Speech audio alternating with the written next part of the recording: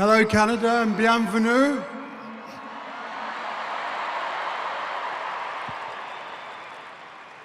So, the Toronto Games in 2017 were incredible.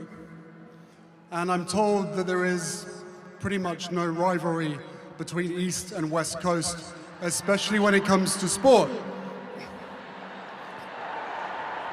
So I have a question for you, Vancouver. Are you ready to show Toronto and the world how the games are done?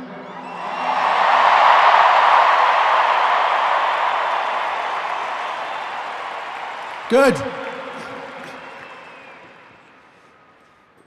We don't have to go through that again. That was perfect the first time. Thank you.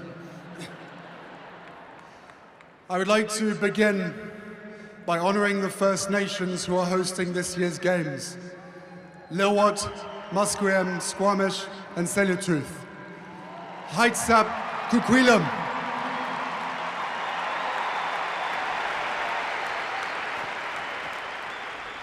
From the bid for the Games through to this week's competition, we have walked together side by side on this journey. And we are so grateful to you for having these Games on your land. Today and for the next week, Warriors unite.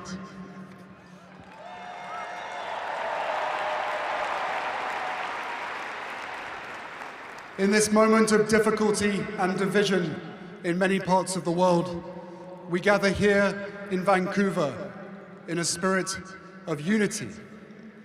We represent 23 nations, speak many different languages, and reflect the full breadth of the world's religions and faiths.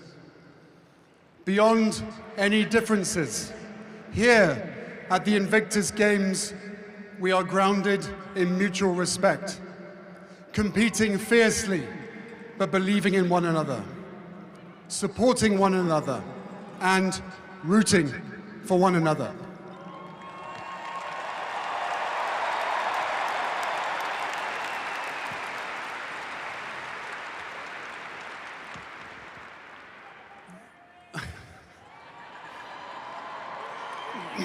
I love you guys.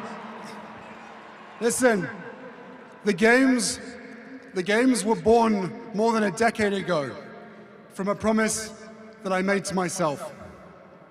A promise to uphold my obligation, a sacred obligation after my own decade and privilege of military service.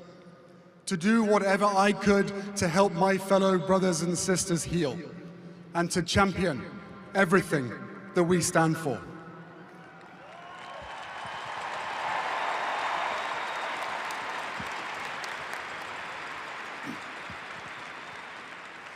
Over the past decade, I've lost count of the times that we've heard you tell us that the Invictus Games saved you. Respectfully, I disagree. Invictus didn't save you. You saved yourself.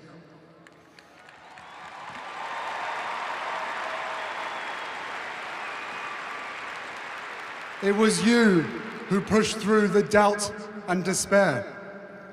You who summited your own mountain and brought us along with you.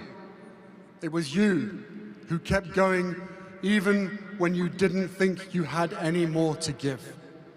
We didn't do that. You did.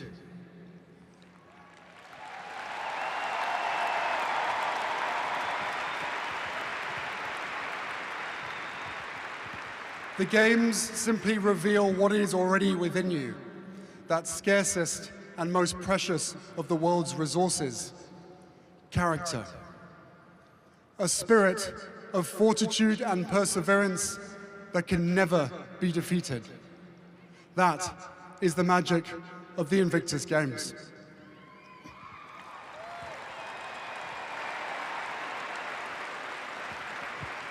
For one of the most powerful ways of healing comes not from the hospital or recovery center, but from having a sense of purpose, a sense of belonging, from being a part of something greater than ourselves.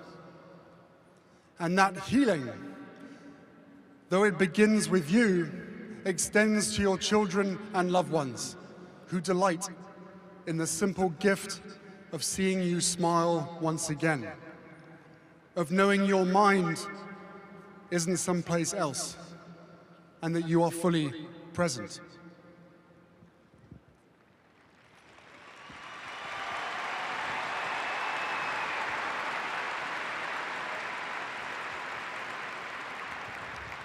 At this moment, when there is no shortage of crises, no absence of uncertainty, no lack of weak moral character in the world, the values you embody, the way you carry yourselves, not only at the Invictus Games, but each and every day, your courage, your resilience, your humanity, illuminate a path forward for us all, and for that, we thank you.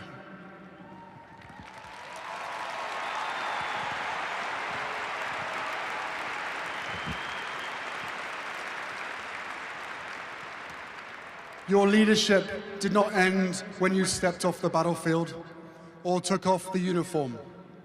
It endures. The example you set is a compass for the world. We need you, and we'll always need you. Someone once asked Nobel laureate Toni Morrison how we survive whole in the world. And she replied, "Sometimes you don't survive whole, you just survive in part.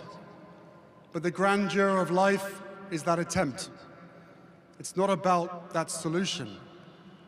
It is about being as fearless as one can and behaving as beautifully as one can under completely impossible circumstances." So, as we embark on this year's competition, here is my challenge to all of you. Show the world how you behave under completely impossible circumstances. Show the world your fearlessness. Show the world the grandeur in your attempt at victory. Show the world why you are Invictus. Thank you.